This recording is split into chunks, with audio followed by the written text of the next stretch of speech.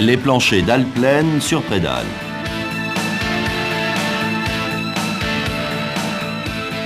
Dans le cas d'organisation spécifique d'un chantier, nous pouvons être amenés à réaliser un stockage de prédales. Quelques précautions sont à prendre. Une zone plane et bien stabilisée est aménagée.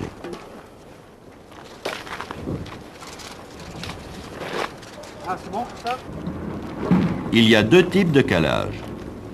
L'un pour les prédales en béton armé, l'autre pour les prédales en béton précontraint.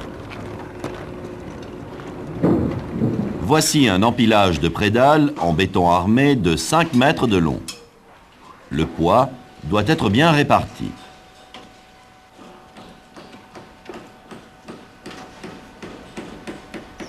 Les cales se superposent à l'aplomb et doivent être plus hautes que les boucles de levage. Voici un empilage de prédales en béton précontraint de 5 mètres de long. Le calage est réalisé aux extrémités et à une distance de 50 cm maximum.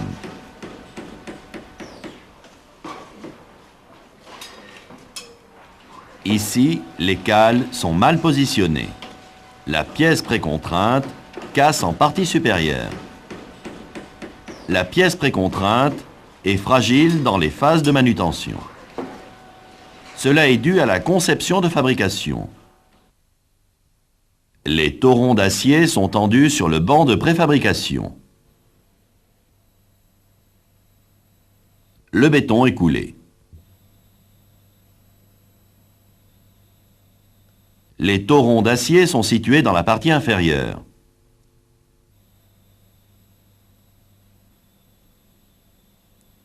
Une fois le béton durci, la traction des torons est supprimée. Deux phénomènes apparaissent. Les aciers se raccourcissent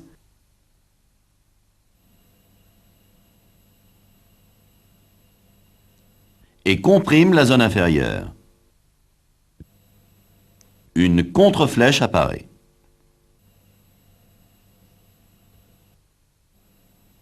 La zone supérieure se trouve en traction. Toute manœuvre amplifiant cette traction provoque la rupture de la prédale.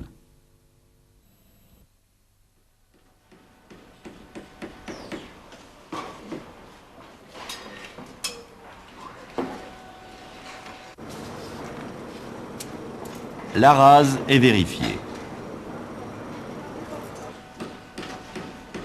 La qualité de l'appui est contrôlée.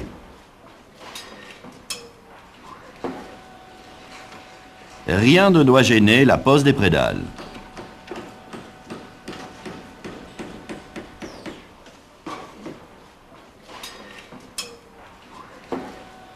Voici la partie supérieure du voile.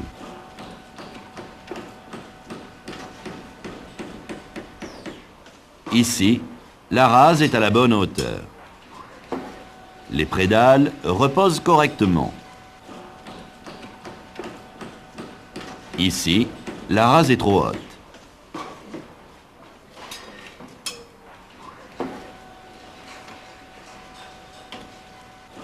Le mur est repiqué. Le repiquage du mur n'assure pas une rase nette.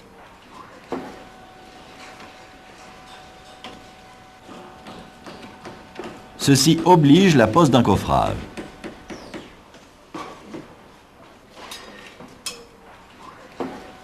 La rase est trop basse.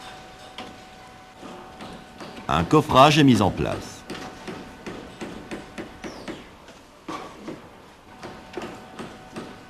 Dans le cas de plancher avec prédale, il n'existe que la filière primaire. Le contreventement est indispensable.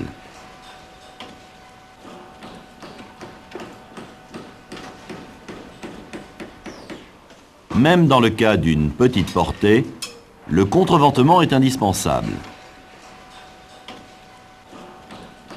L'utilisation de la tour-échelle améliore la stabilité et facilite la mise en œuvre. Dans le cas d'une prédale en béton armé, La répartition des filières et l'espacement des étais sont calculés en fonction de la portée de la prédale et du poids total du plancher. Ici, 2 filières suffisent. Ce plancher plus épais nécessite 3 filières. L'utilisation de prédales en béton précontraint limite le nombre des filières. Dans ce cas, la position des filières est définie par le fabricant.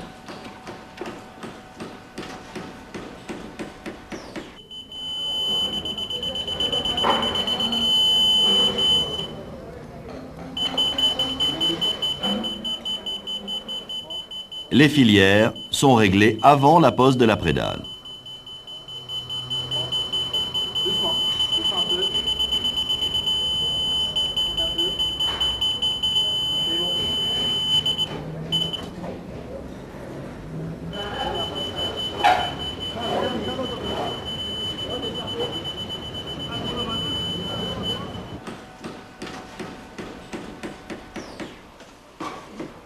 Les prédales sont livrées dans l'ordre de pose donné par le chef de chantier. Les protections de sécurité sont mises en place avant l'élingage.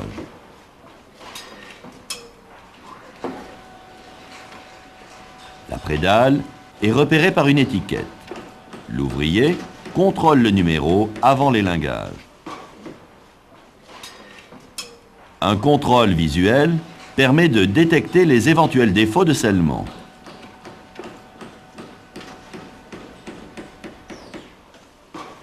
La prédale ne doit pas présenter de fissures. Les balèvres restant autour des aciers sont enlevés.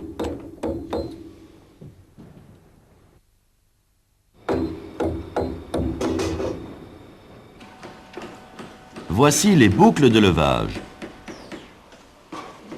et de fixation de sécurité. Le palonnier doit correspondre au type de prédale. Il doit être vérifié annuellement par un organisme de contrôle agréé. Toutes les boucles prévues pour le levage doivent être utilisées.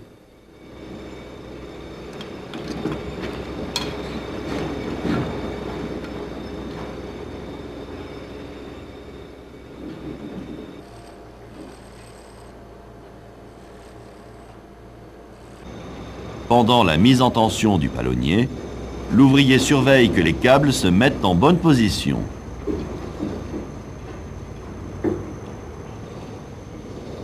La traction doit être équilibrée.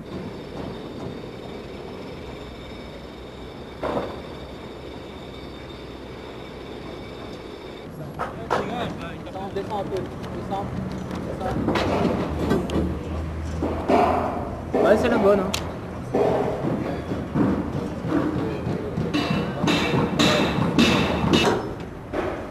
La prédale est orientée dans le sens de pose.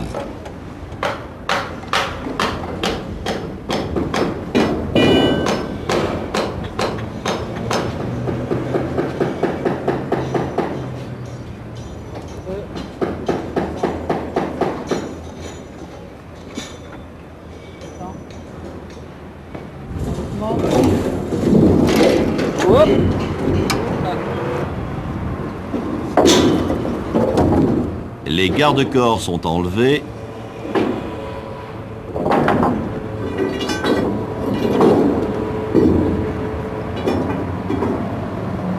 C'est bon là, Jean-Marc? Oui, ça va. Bon, je vais faire descendre. La prédale est guidée.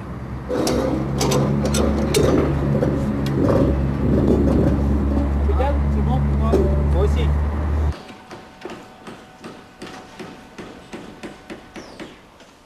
Voici la pose d'une prédale sur 2 voiles.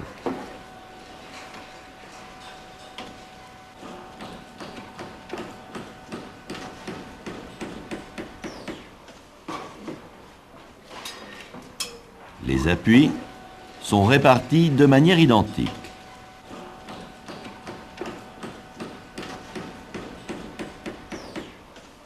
Dans le cas de pose de prédale sans filière,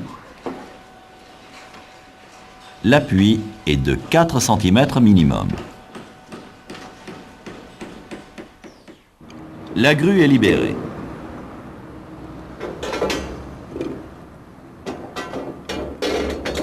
Les sécurités complémentaires sont installées.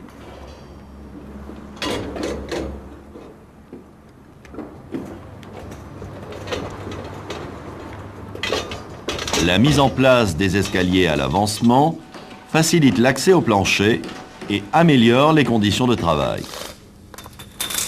Les réservations, les départs d'acier, les défoncés sont implantés. Les aciers de couture assurent une liaison entre deux prédales et évitent les fissures. Les gaines électriques et les fourreaux sont posés. Les chaînages sont mis en place au droit des voiles. Les aciers de renfort sont mis en place. La position des chapeaux est importante. Les zones de traction se situent au droit des appuis, ici en rouge.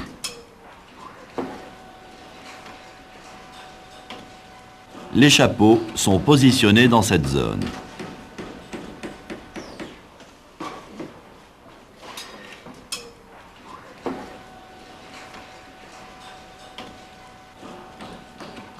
Avant le coulage, un contrôle est effectué sur l'ensemble de l'étaiement et sur la planéité de la sous-face. Les cueillis sont traités avec un mortier de ragréage avant le coulage du béton.